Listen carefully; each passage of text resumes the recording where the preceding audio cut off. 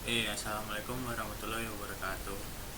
Perkenalkan, nama saya Muhammad Irfan Aprianto, mahasiswa elektronika dengan NIM 23090620008. Kali ini saya akan mempresentasikan mata kuliah analisis dan pengujian sistem elektronika dengan tema 3, yaitu analisis kegagalan komponen, yang bertemakan thermal, EOS, dan gerating. Di sini saya akan mempresentasikan mata kuliah dengan bobot ujian tengah semester.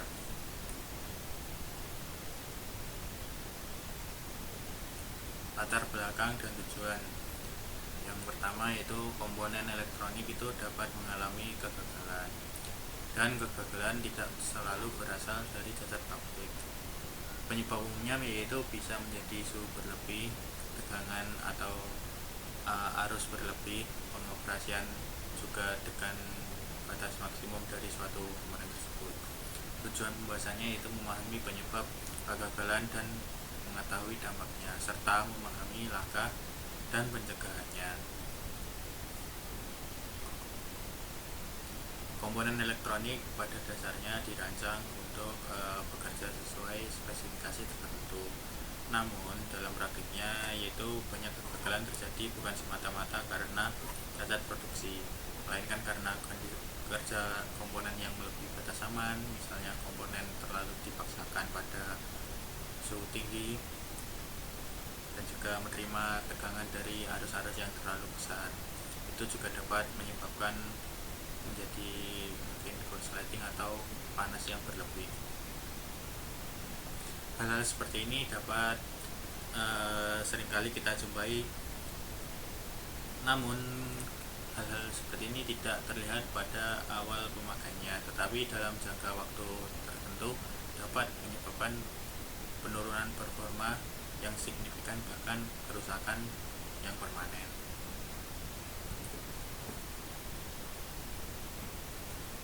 Yang kedua itu thermal failure. Thermal failure itu adalah kegagalan komponen akibat suhu berlebih. Sumber panas pada komponen yaitu dari misalnya disipasi daya, suhu lingkungan tinggi, bahkan juga pendinginan tidak optimal.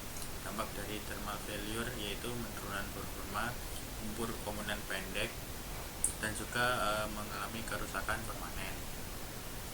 Thermal failure itu adalah kegagalan komponen yang terjadi akibat suhu kerja yang terlalu tinggi atau melebihi batas yang sudah ada. Dalam rangkaian elektronika, panas merupakan hal yang wajar karena setiap komponen itu dialiri oleh arus listrik yang akan mengalami disipasi daya. Akan tetapi jika panas tersebut masih wajar dan dapat dikontrol dengan baik, maka suhu komponen bisa tetap stabil. Tetapi jika panas tersebut tidak dibuang dengan baik, maka suhu komponen akan terus meningkat dan akan menyebabkan overheat. Sumber panas dapat berasal dari daya yang hilang pada komponen, suhu lingkungan yang tinggi, tata letak komponen yang terlalu rapat, maupun sistem pendingin yang kurang optimal. Selanjutnya itu contoh thermal failure itu bisa dilihat dari seperti IC regulator bekerja tanpa heatsink, MOSFET pada konverter terlalu panas, resistor daya melebihi rating batasnya, serta dapat dilihat indikasi kerusakannya itu seperti komponen sangat panas, PCB-nya sampai berubah warna, sistem tidak stabil, atau bahkan yang paling parah yaitu sistem mati mendadak.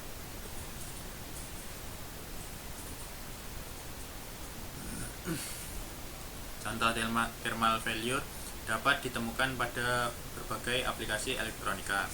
Salah satu contoh yang cukup umum adalah IC regulator yang terus-menerus bekerja tanpa heatsink, sehingga panas dari regulator tidak tersalurkan dengan baik. Akibatnya suhu regulator meningkat dan pada kondisi tertentu regulator dapat mengalami overheat lalu gagal bekerja. Contoh lainnya itu yang seperti saya sebutkan, MOSFET pada rangkaian konverter atau inverter yang membawa arus cukup besar. Jika pendinginannya kurang baik, maka suhu MOSFET akan naik dan mempercepat kerusakan pada bagian internalnya. Resistor juga mengalami hal yang serupa. Apabila daya yang diterima itu melebihi rating yang ditentukan, indikasi thermal failure biasanya dapat diamati dari komponen yang sangat panas saat disentuh. Selanjutnya itu electrical overstress.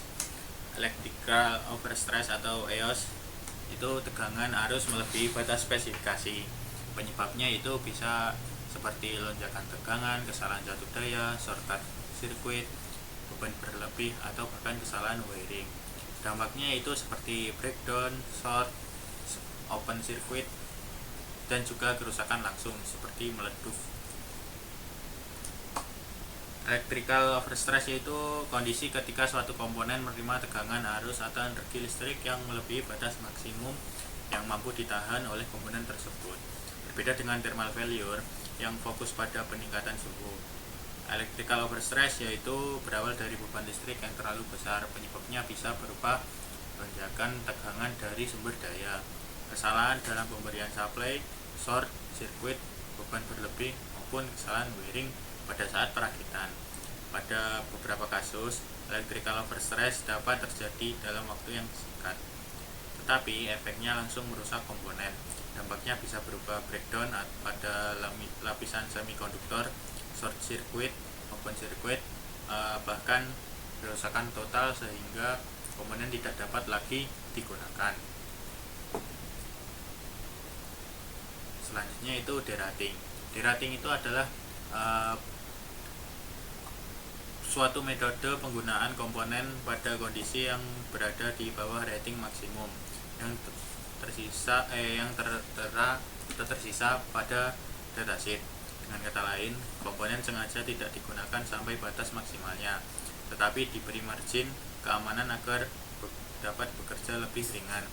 Tujuan utama derating adalah untuk mengurangi stres listrik dan stres thermal, sehingga komponen dapat bekerja lebih stabil dan memiliki umur pakai yang lebih panjang. Sebagai contoh, kapasitor dengan rating 50 volt digunakan pada sistem 24 volt. Resistor 1 watt hanya dibebani sekitar 0,5 watt. Atau MOSFET 100 volt digunakan pada sistem 48 volt. Pendekatan ini sangat penting dalam desain yang menuntut keandalan tinggi, karena komponen yang bekerja terlalu dekat dengan batas maksimum akan lebih cepat mengalami penurunan kualitas.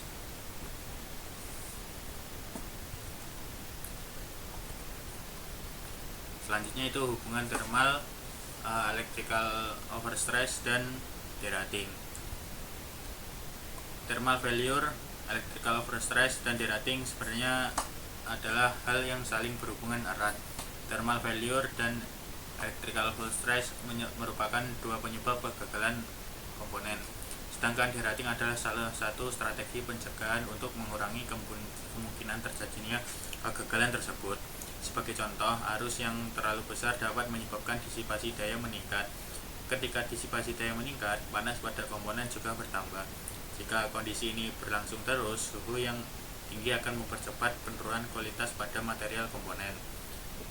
Material yang sudah melemah akan lebih rentan terhadap gangguan listrik dan lebih mudah mengalami kerusakan. Dari sini dapat dilihat bahwa kegagalan komponen biasanya bukan disebabkan oleh salah satu faktor tunggal, melainkan oleh hubungan antara faktor listrik, thermal, dan cara penggunaan komponen itu tersendiri. Karena itu, dalam analisis kegagalan, kita harus melihat keseluruhan kondisi operasi, bukan satu dua hanya gejala yang muncul. Selanjutnya itu studi kasus industri. Contoh kasusnya itu seperti power supply converter cepat rusak. Penyebab utamanya itu ventilasi buruk, komponen bekerja dengan rating yang mendekati maksimum, proteksi surge kurang baik. Itu dampaknya dapat downtime sistem, biaya perbaikan meningkat, dan juga keandalan sistem menurun.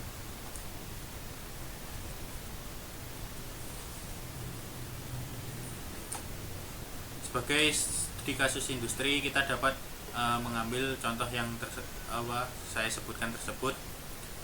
Pada sistem seperti ini, komponen-komponen seperti MOSFET, diode, kapasitor, dan resistor sering bekerja dalam kondisi beban tinggi. Jika ventilasi enclosure buruk, maka panas akan terjebak di dalam sistem dan suhu internal meningkat. Di sisi lain, jika komponen dipilih terlalu dekat dengan rating maksimum tanpa margin keamanan, maka resiko terjadinya overstress listrik juga menjadi lebih besar. Kondisi ini akan semakin buruk apabila sistem tidak dilengkapi dengan proteksi terhadap lonjakan atau tegangan dari sumber daya. Akibatnya, power supply dapat mengalami kerusakan berulang. Downtime juga menjadi meningkat, biaya perawatan bertambah, dan produktivitas semakin menurun.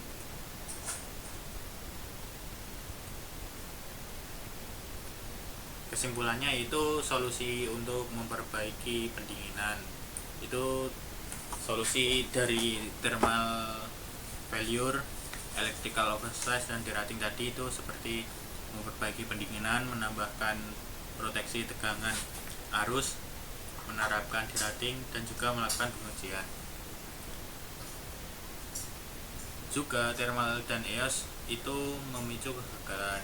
Derating meningkatkan keandalan. Analisis kegagalan penting dalam desain elektronika. Sebagai penutup, ada beberapa solusi yang dapat diterapkan untuk mencegah kegagalan komponen. Pertama, memperbaiki sistem pendingin seperti yang saya sebutkan tadi, misalnya penggunaan heatsink, kipas, tata letak komponen yang lebih baik, atau desain PCB yang mendukung pelepasan panas. Kedua, menambahkan proteksi terhadap tegangan arus berlebih seperti fuse atau fuse, diode proteksi, ataupun rangkaian pembatas dalam arus. Ketiga, menerapkan derating saat memilih komponen agar tersedia margin keamanan yang cukup selama operasi. Keempat, melakukan pengujian secara menyeluruh untuk memastikan sistem benar-benar aman dalam berbagai kondisi kerja. Kesimpulannya, thermal failure dan electrical overstress merupakan dua faktor yang penting sering menyebabkan kegagalan komponen elektronik. Sementara itu, derating itu menjadi salah satu metode pencegahan yang sangat efektif untuk meningkatkan keandalan sistem. Oleh sebab itu, analisis kegagalan komponen merupakan bagian penting dalam proses desain dan pengujian sistem elektronika. Mungkin apabila ada kurang kata salah dari saya, mohon maaf. Terima kasih. Wassalamualaikum warahmatullahi wabarakatuh.